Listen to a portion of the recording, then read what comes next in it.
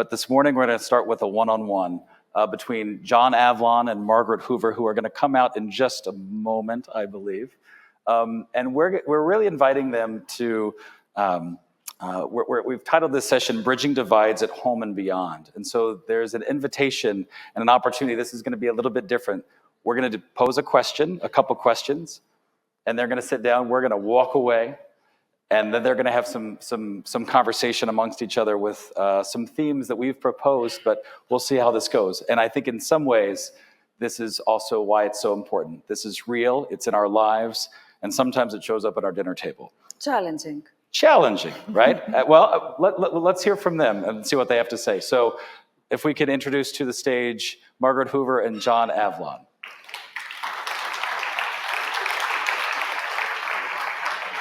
Welcome. Thank you. Thank you. Margaret. Hi. Good morning. So we're going to, like I said a moment ago, we're going to pose a couple questions, and we'll step away. And no, I suggest standing like this. Just yeah, and add some more pressure. Well, yeah. So the first question is, how do you navigate this at home? You are politically on different ends of the spectrum, right? As we might kind of frame and talk about this in the United States. How does this play out within your kind of personal lives around the dinner table and the environment that is not on a stage or in a studio or on a campaign trail, those sorts of things? So how does this play in your lives? Sorry for interrupting, but we know so many families that they stopped having dinners and lunches exactly because they disagree on politics. And because it always seems like the uncle too, right? There's always the bad uncle. There's always the uncle. Yeah. So maybe that's the first part of our question. Yeah, and of course, for all of us, it would be useful to hear from you, since you're both public persons. How do you manage your personal public profile according to your different political preferences? Sure. Well, take it away. First, thank you. You're welcome. Thank you guys so much for having us. Really appreciate it. This is where they walk off the stage because they're like, good luck. Just started a food fight. Let's see how it goes. I mean, I think the first part of it is that we, in our own lives, need to remember that people matter even more than politics. And that there are a lot of mixed marriages in America. And by the way, that's really healthy. And we shouldn't exaggerate the differences. I'm center-left. You're what I would call in this context center-right. Absolutely, I'm center-right. I also feel like we should maybe define sort of the he says we're opposite sides of the political spectrum. I think of opposite sides as far more extreme than we are because our hyper-polarized environment. I mean, I would say we're sort of at 40-yard lines, not 20 yards. Which is actually traditionally the way the debates have been had in America and is far healthier than debates being dominated by the extremes. And we don't try to focus on what we disagree on. I think we try to focus on what we agree on and where there are points of commonality. And actually, I would just say, like on a broad scale, look, I grew up in a Republican family, come from a long Republican lineage, worked in a Republican White House, on a Republican staff on Capitol Hill for 2 Republican presidential campaigns. So like there's a consistency. But in the context of where we are right now, I haven't voted for Donald Trump once. I mean, Donald Trump actually brought us together. That's true. See, because there's a silver lining to because there are everything. underlying ideas and values, I think, that I believe in that we agree on. But I stubbornly fight for a different version of the Republican Party than I see espoused in the current national debate for the most part right now. So that's, just to give you if we want to be realistic about it, that's the contours of how the center-right perspective that I bring to the table matches up with where you are on the center-left, I think. Yeah, and I just think that, I see this all the time, at home in New York on Long Island. There are a lot of mixed marriages, and I think that's very healthy. And I think it does depend on not this weaponizing of politics where we demonize people we disagree with. This is an old debate. This is what democracy is about. Thomas Jefferson famously said in his first inaugural address, every difference of opinion is not a difference of principle. And we need to remember that, right? We need to have an assumption of goodwill when we have our discussions, which, by the way, is something we had to work at. We did. But let's get to that. First, I think we should do you, so people understand you and where you come to how you come to the table, right? Okay. We just did this sort of high level, like, this can be done, we're doing it. But I think, let me just sort of, why don't we dive into... I'm being put on the firing line is what's happening here. But as per our instructions. Okay. So John Avlon, you are a Democrat. You're running for Congress right now on Long Island. However, that has been a very recent evolution because until February, you had been an employee at CNN as an anchor and an analyst, where you had been for 14, 12 years. You have also, in your adult life, been a lead singer of a band, a speechwriter for a mayor of New York City, a columnist for the New York Sun, the editor-in-chief of a digital newsroom, The Daily Beast. You have written 4 books. It just can't even remember it. You have become a historian, a historian particularly of Abraham Lincoln and George Washington. So what's the arc? Because most people don't put all those together. Yeah. Is there a through line? There absolutely is a through line. And I think that the takeaway here is that, yes, I have moved from journalism to the side of my life where I'm an author and historian to now running for office and getting in the arena. But to me, those things are all a complementary evolution and with deep continuity of purpose for me. There is necessarily tension between journalism and politics and politicians, right? We're talking about media and democracy. I've spent most of my life in some variation of that. But in some countries, there's a greater tradition than the United States of journalists stepping up and running for office. In the US, we've got Teddy Roosevelt. And actually, in the early 20th century, it was much more common for local newspaper editors to run for Congress. But if you think about it, it should be because we're all motivated by the same things. It's 2 sides of the same coin. We care, journalists and people involved in public service. We care about our country. We care about our communities. We care about great civic debates, right? We want to ideally focus on solutions rather than just problems. And at some point, engaging in those conversations as a commentator, analyst, anchor, especially I feel at this particular time in our country's history, the question I asked and Margaret and I debated whether before I took this step was, where can we do the most good? And for me, it's as a historian looking at times in history, I think this is one of those times where citizens need to step up and defend our democracy. And I personally didn't want to look at our kids and say, we could have done more when it mattered most. So I took the step. But for me, it's the continuity of purpose. It's a great love of our country. I'm the grandson of immigrants, so I'm very Greek immigrants, as a matter of fact. So I'm very patriotic. And the conversation I've been having about trying to strengthen the vital center in American politics on air as an editor-in-chief, as a columnist, as an author, has now led to running for Congress as a Democrat on Long Island. Since the topic of this is bridging divides at home and beyond, one of your first books after Independent Nation, which was about centrism and leading centrist in American politics. So talk about bridging divides. Annoyingly consistent in some respects. But then you did something different, which was you took a deep dive on extremism in American politics in your book Wingnuts. So how does that help us bridge divides? Well, so most of my writing has been about this challenge within media and democracy of how we confront the dangers of hyperpartisanship and polarization to our democracy, and ideally proposing solutions. And the book Wingnuts, which I wrote in 2010, based on reporting I was doing in the first year of the Obama administration, the sort of birth of the Tea Party movement, was to play offense from the center against the extremes, to look at the feedback loop that exists between the extremes without pretending there's kind of moral equivalence. And when you see these eruptions of extremism, particularly in our times on the far right, to understand what they come from. Because they're self-defeating, but they're also self-perpetuating. And I think that the fragmentation of media and social media has amplified the loudest, angriest voices. And that points to a possible solution. We can take more responsibility at strengthening the guardrails. What I didn't anticipate when I wrote Wingnuts a decade and change ago was that the problem would get so much worse. I thought that there would be simply an electoral corrective. At some point, Republicans would get tired of losing. But now we've just discarded, for some folks on the far right, the idea of majoritarian democracy itself and winning over everything. And that's a divide to conquer impulse that is always been the Achilles heel of democracies. Mobs and dividing to conquer and tribal politics that demonize other groups in order to get ahead. That's the danger that we're confronting.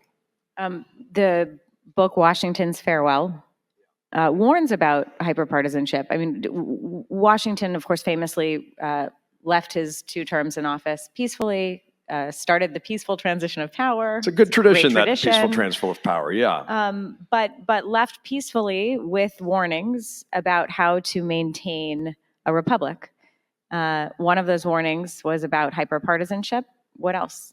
It's the prime warning. So I wrote a book on George Washington's farewell address, where he really summed up the hard-won wisdom of his life in a letter to his, quote, friends and fellow citizens, which is a term I love. It's a term we could stand to use more.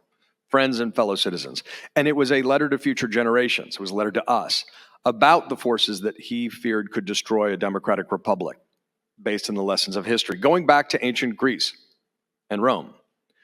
And his number one warning is what we would call hyperpartisanship. They called faction. It was focusing not on the things that unite us, but the things that divide us. He saw that there was strength in moderation. He was not a member of a political party as a matter of principle, but he recognized it was probably inevitable. But we needed to keep him in check and keep focused on the larger goals. And he warned that, that among the problems with hyperpartisanship is that it could, quote, occasionally foment riot and insurrection. And when I wrote the book in, 2015, 16, that seemed like an exaggeration. And then we had January 6th. It's not. And so especially when people try to wrap themselves in the cloak of the founding fathers and say that they somehow, no one in our country gets to own the American flag, American history, or the Bible. It belongs to all of us, or your whatever book of faith you follow. But especially to remember that the founding fathers warned against the very forces we're dealing with and wrestling with today. And so actually combating hyperpartisanship is upholding our best founding traditions. All right, I want to flip the script on you. So you are... you come by your partisanship honestly? Not hyperpartisanship. No, though. Of course not. Because there's a difference. There's a major difference. There's an old world where we like people like places like the House of Representatives where you aspire to participate. In its best days, there were the Democrats and the Republicans, but half the bills were passed by with bipartisan majority. It helped when there were progressive Republicans and conservative Democrats. You could always form a coalition, although a lot of problems came out of that as well. But partisanship is not always a dirty word. I think it's the hyper-partisanship. Especially not in your house. She is the great granddaughter of President Herbert Hoover.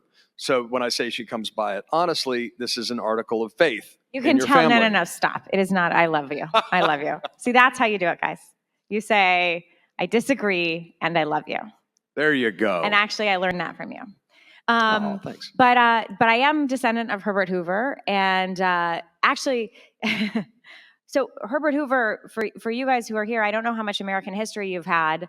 I learned that Herbert Hoover, when I was in 7th grade, was the president that caused the Great Depression, did very little to fix it, and really didn't care much about the suffering of American people. And the Great Depression, of course, was the largest economic calamity in American history up to that point.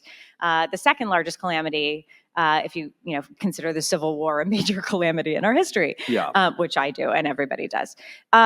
So actually growing up with that was a very interesting thing for me because there's a lot of other things about Herbert Hoover aside from the thing I just told you. He's a man who lived in public life for 50 years. He lived for 90 years.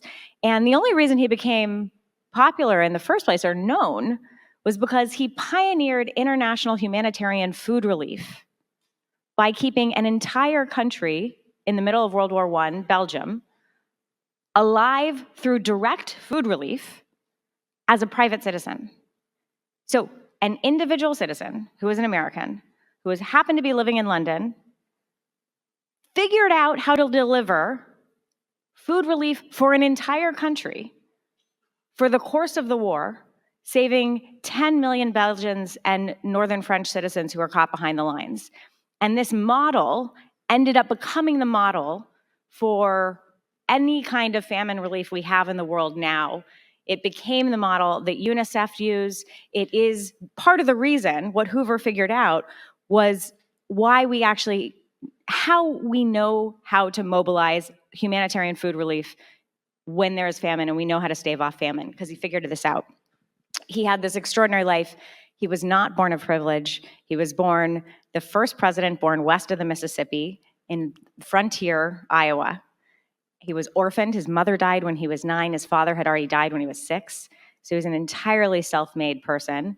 And beyond figuring out how to stave off famine in Europe, he then brought those skills to the United States during crises in the United States, like the 1927 Mississippi River flood, where massive portions of the South were flooded. And Hoover, as Commerce Secretary, came down, and there just sort of became this feeling, Hoover, I know you're going to cut me off because I'm doing too much about Hoover, but I'm very proud of that legacy. By the way, there are a lot of things. Don't always trust what your history books tell you, because the winners write history. But 2, I think what it did for me in terms of my politics and in terms of getting to the theme of this conversation, bridging divides, is that I grew up sort of very comfortable embodying a set of views that seemed unpopular to most people. Right? Hoover was somebody that most people thought of as a bad guy. I knew another story. So when there's something that I knew to be true, I was very comfortable being associated with an unpopular view.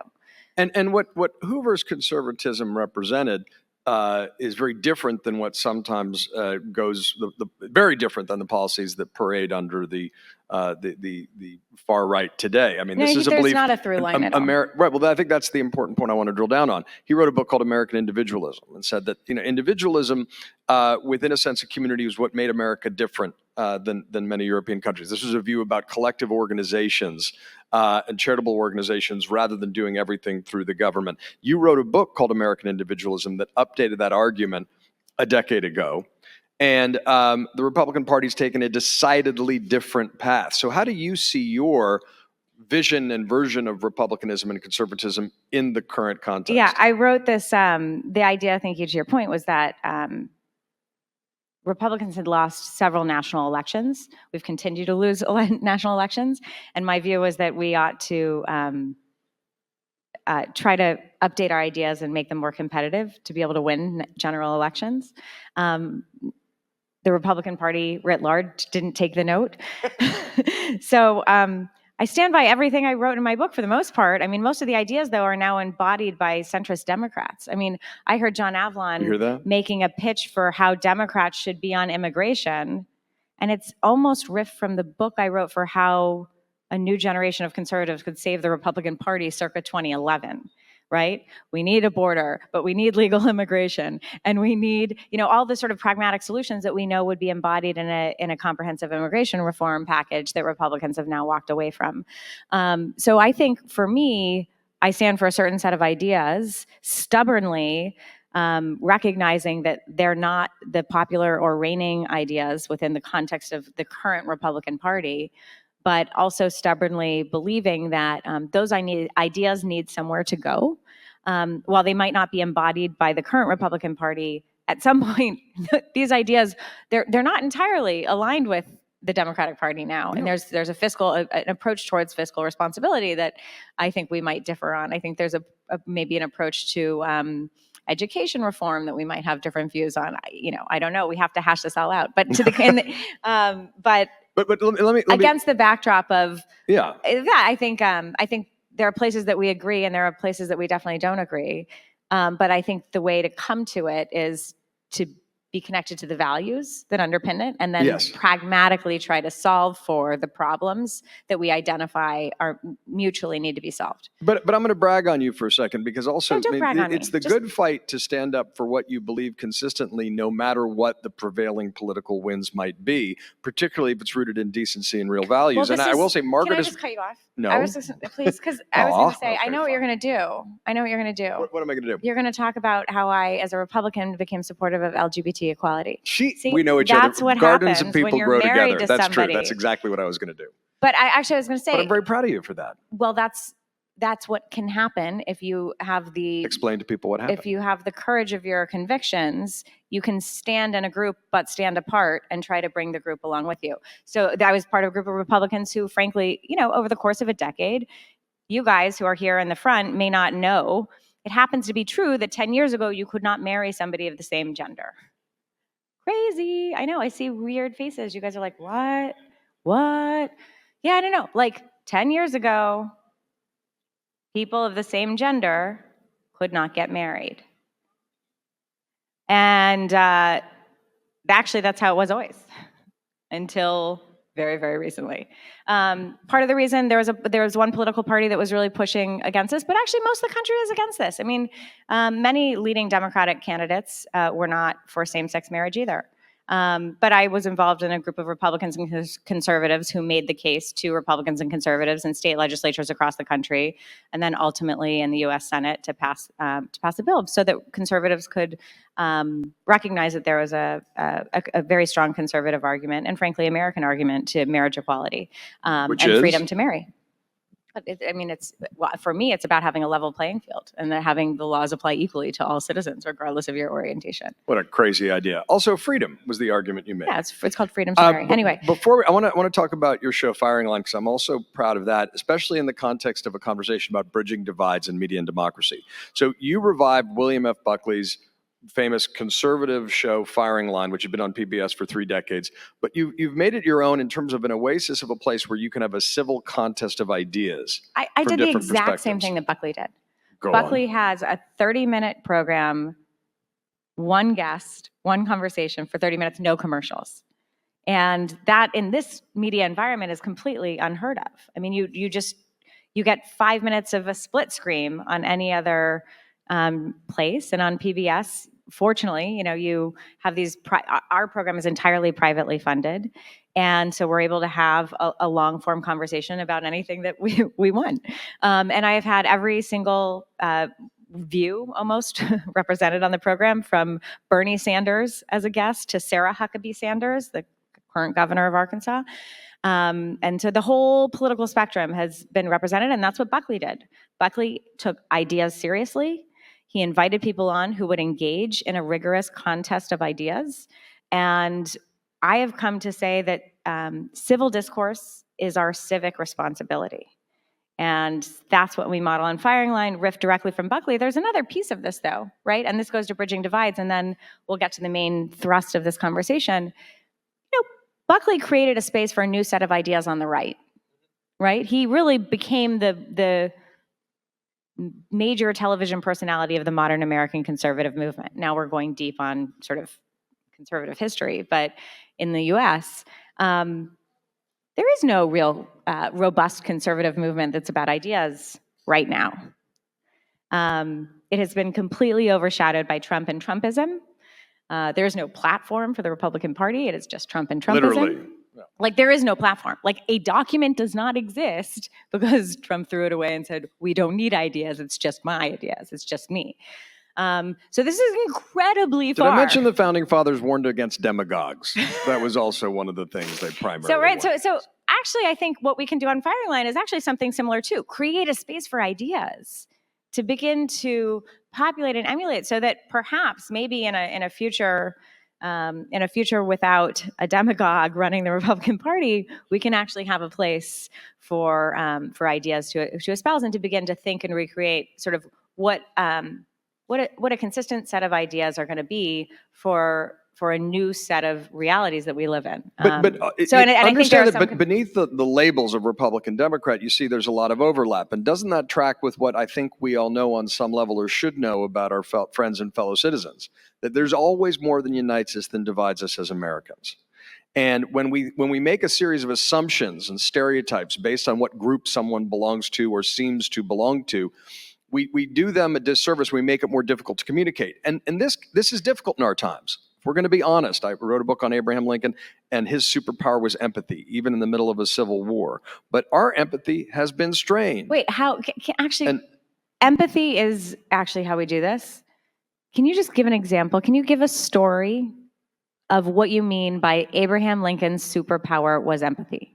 And by the way, here's what we're driving to. The question that we're supposed to answer in this segment Yes. of the thing is, how do you approach political discussions at home, and how do your personal politics play out given your various roles? So let's start with empathy. And can you just please tell the story, I will about tell Abraham Lincoln's empathy? I will give an abbreviated version because I want to make sure we talk about solutions as well. But in the midst of a civil war, with a country divided against itself, the Americans murdering Americans, and Lincoln being threatened with death and assassination every day, he still tried to model in public and in private. He said, I'm not anti-South, I'm anti-slavery. They are just what we would be if we were in their position. Right? He refused to demonize the people he disagreed with. He gave orders that his cabinet members weren't supposed to demonize their Confederate brethren, because this was a family feud about something desperately serious that was worth fighting for. But he was focused on how we could reunite and reconcile, and he didn't give in to the hatred and throw that kind of divisive rhetorical red meat, which is why his speeches endure to this day. It's the example we set in private.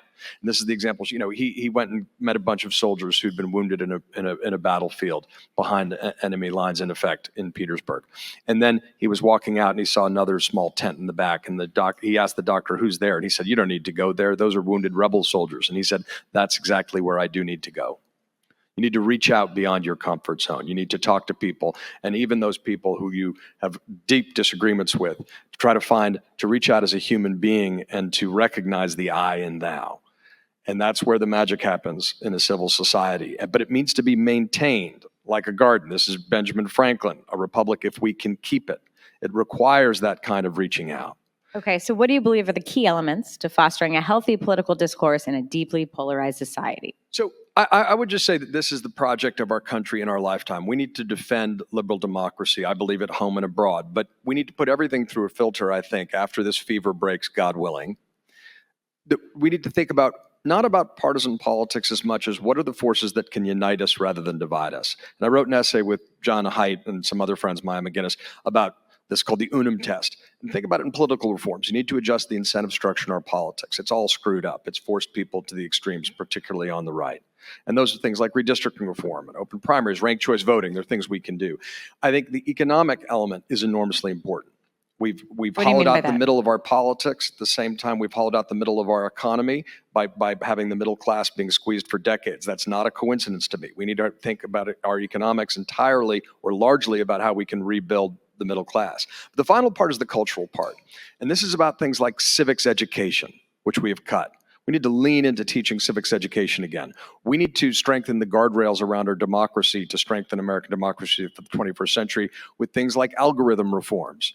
Right now, the incentive structures in our civil discourse online, and I say this as a former, editor-in-chief of a digital news organization, the algorithms, which are artificial, are rewarding the most extreme and conspiratorial voices, and therefore they elevate the most extreme and conspiratorial figures in media and politics. So we need to adjust. We need algorithm reform. We need to combat digital disinformation. It's being used to weaken our democracy. And finally, I think we need some form of public service again that's broad, not just military service, but working in parks or local government or Teach for America. And that can be in the exchange for student loans. But we need that kind of bridging experience that breaks people out of their respective bubbles and gets to know people from different perspectives and realign the nation on those lines. We need to think about how to reunite our nation very deliberately after this fever breaks. And I think the digital divides and disinformation is one of the most urgent and difficult ones to get our heads around. What do you think? I think it goes back to the thing you said with Abraham Lincoln. It's empathy. I mean, it's really easy to get in your corner. It's really easy to believe that you're right and those guys are wrong. And I think one of the things that we've learned just interpersonally, and frankly, I've learned from you, is the way I just said, no, you're totally wrong, but I love you, right? Because actually that's what we have to do in our families. And that's what we have to do in our neighborhoods and in our communities and in our synagogues and our churches, right? And then if you know that you're coming from and you trust that the person you're sitting across with is coming from a place of good faith, that you know that their interest is in trying to have the best solution or not, and not trying, they're coming, that their heart is good and that they're trying to solve for something, then you can to suspend disbelief and engage with that. And that's what we just all have to begin doing in our own personal lives. We have to model it, I think, in our own personal lives. And I think with our children, even in our families, right? Like our kids get that we agree sometimes and disagree sometimes, but there's never any doubt that we're all patriotic. We all wrap ourselves in the American flag. We all believe deeply in a set of ideas about what makes this experiment in history, in human history, and in human civilization so unique, and that they are so lucky to get to be part of it, especially at this time. And so I just think it's perspective also. It's empathy and perspective. Empathy and perspective and that assumption of goodwill, even though it may be strained. It's trying to always keep in mind that there's more than unites us than divides us, that's an article of faith in a diverse democracy. But that's not an abstract concept. That's something like it's a day-to-day real right lived here. Experience. And And keeping a sense of humor, which sometimes has been lost in our civic conversations as well. We need to make sure that we're aware of our responsibilities as well as our rights, that we have a sense of humor, because that is the shortest distance between two people. And I'll bring it back home with something Joe Biden says often about his time in the Senate. And it's not always popular when he says this, but I think there's something deeply true about it. He said, "I learned to question a person's judgment, but not their motives." And I think that's that line in a civil society where we can disagree agreeably, we can try to find constructive compromises. We can ultimately remember there's more than unites us than divides us, but don't impugn people's motives in a deeply personal way, because that builds walls between people, not bridges. Amen. All right. Thank you all very much. I love you. Take care. Let's give a hand. Margaret Hoover, John Avlon, thank you so much. Thank you. So we can do this. We can figure this out, right? We can do this. We have to.